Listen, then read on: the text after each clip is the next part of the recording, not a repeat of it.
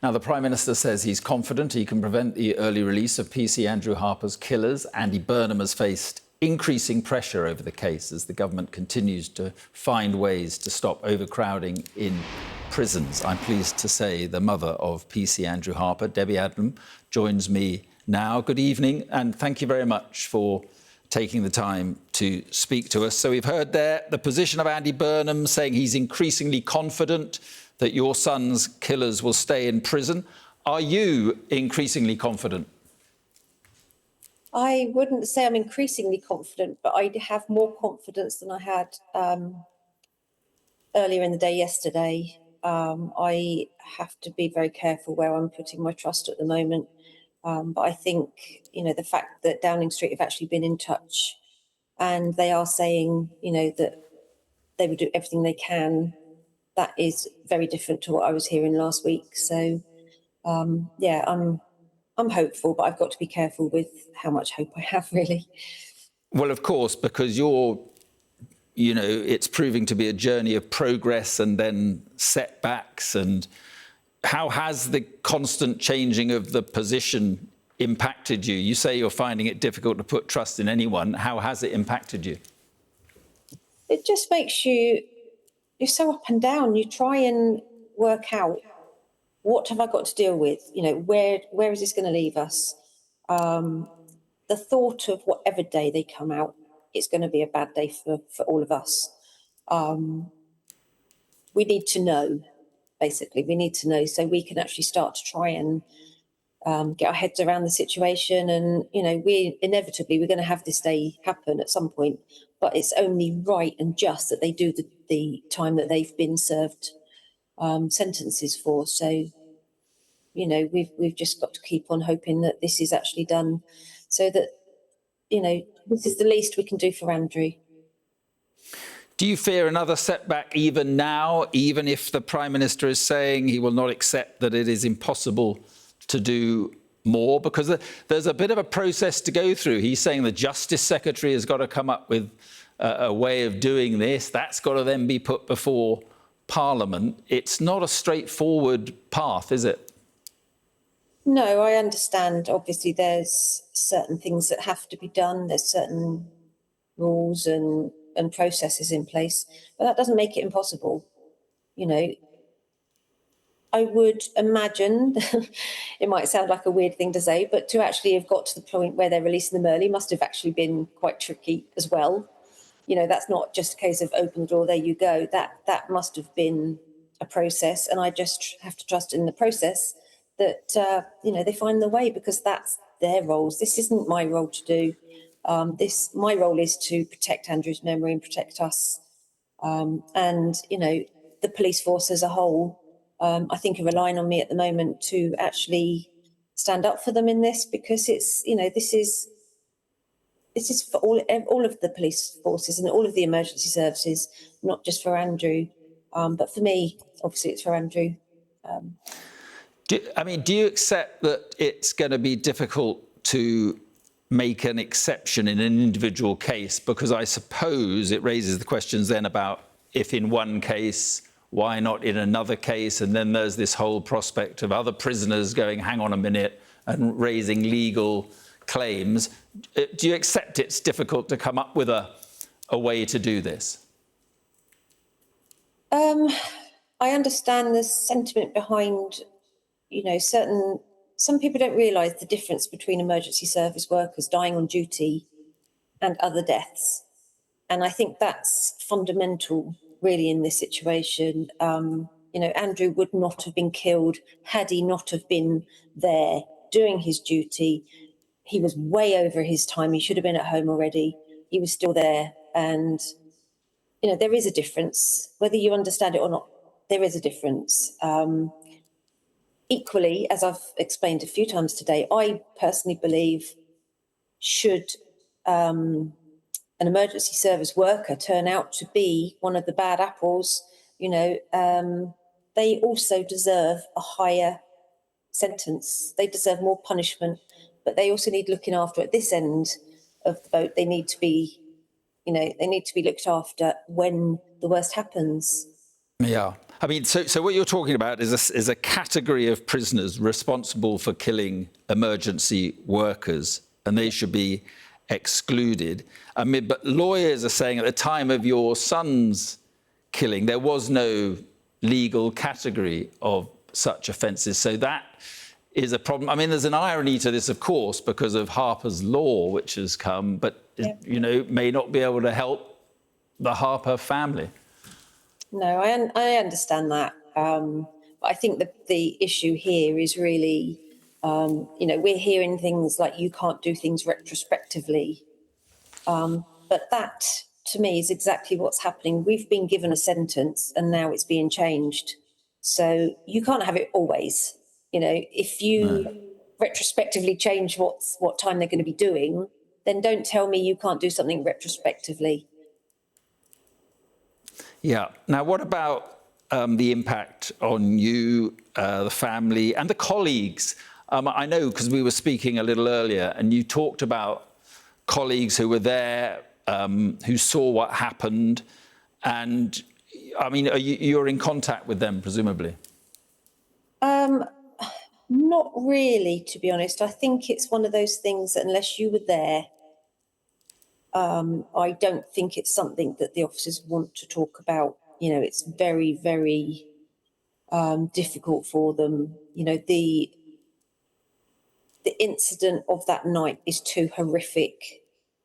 I spoke to the paramedic afterwards because I don't know. I just wanted to see him when he was there, and he was very, very honest at the time. And he said to me, I didn't try to do very much because I knew he'd had enough. So from that perspective, yeah, we've discussed it. So yeah, it's very difficult, I think, for the emergency service workers that were actually there that night. It's not something, even amongst themselves, they probably, you know, don't want to go there, but they are probably the people they do talk to about it. Of course, and I mean, there have been colleagues who have made statements saying that they want these two to stay behind bars. You know, everyone's seen the images. Everyone's seen the, you know, they're just ridiculous faces, and it was an entertainment day. You know, it was. The pictures of them smiling, you mean? Yeah, I mean, we saw it in court. You know, that's not the only time we saw that kind of action. So this is what plays on my mind is when they do come out, which they will be out before too long anyway. You know, it's going to be a bit of a circus for them to, you know, to see. You know, I don't believe that they'll behave when they're out anyway. But obviously, that's going to be a very difficult time for us to endure, really. Anyway. I mean, this whole fight, Debbie, people have described it as re-traumatizing for you and your family. How do you keep going with it? How do you keep going with such an intense personal fight? I think for me personally, it is just a given that I have to do. I don't have a choice in the matter. I don't feel I have a choice. I've got to be.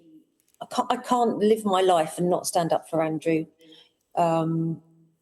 It's just a drive from somewhere, I don't know, but it's absolutely exhausting, and it's absolutely unfair that we should be in this position. You know, on top of everything else, we're still learning how to survive without Andrew being around after what happened. You know, that isn't easy. And this weekend is his anniversary, you know, 7 years this weekend. So we should be able to focus on that. And at the moment, I'm not able to. I don't know quite how I'm going to get through the weekend with all of this going on, because, you know, my focus has been on trying to do other things for him and trying to keep his killers in prison, which sounds like a ridiculous thing to say. Well, you just really answered my next question, because as you have yourself just mentioned there, August the 15th, 2019 was the date. And I was going to ask you how you will deal with that and manage that while all this is going on this weekend? Yeah, I'm gonna stop everything media-wise. I'm not going to do anything. I'm going to try and be with my family, and we just get through it somehow. Doing it privately, it's not the time to be talking to the media. We've got to take that time for ourselves, because it's a really painful time. And weirdly, the lead up is normally something that really builds up quickly, and you realise, you're getting really crabby with people and stuff. And all of that has just been so bizarre, because obviously this is like 3 weeks on since this all began. So I've kind of, it's weirdly gone beside me. So I think it might hit hard when it actually comes to it, if we're not focusing on everything else. I don't know. It's yet to be seen what the weekend brings, really. If Andy Burnham doesn't find a way to do this now, you spoke right at the beginning of this interview about trust. Would you lose faith in him and the government if it doesn't happen now? Absolutely. I can't really. I mean, this goes back to the trust, and allowing myself to believe that it might happen. I don't really know how I deal with it, to be honest. I know they are going to be out for too long. I know we're not talking an enormous amount of time, but it's a point of principle. So I'll have to deal with that if it happens. I will probably want to lock myself away for a little bit, and try and work out what the mental process is of that. So if Andy Burnham is watching this in Downing Street, what would your message be to him now? I suppose it's really, you've asked us to trust in you. We're trying to put our trust in you, and we do really, really appreciate that. Obviously, this isn't an easy thing to do, but this is bigger than us. This is for the emergency service workers, and the public have shown their support by the petition, which is obviously grown to nearly 1 million signatures. But it's bigger than us, and I think our society as a whole needs to be considered in this decision. But ultimately, for me, it's about Andrew. So. And just finally, I just wonder what Andrew, what your son would make of all this going on now. Yeah, I've been asked that a few times today, and I think I've come to, because I found it very difficult to answer that question, and I think it's because it's too painful to think about what would be going through his head if he was to be able to say he's looking down and what's going on. I find that hurts me to even think about what he would be feeling. So, yeah, that's one of those questions that's really hard to answer, I'm afraid. Yeah, listen, I understand. I can't answer that. Listen, I appreciate you coming on. I feel for you this coming weekend, Debbie, and thank you very much indeed for agreeing to come on the programme. Thank you. Okay, thank you very much. Thank you.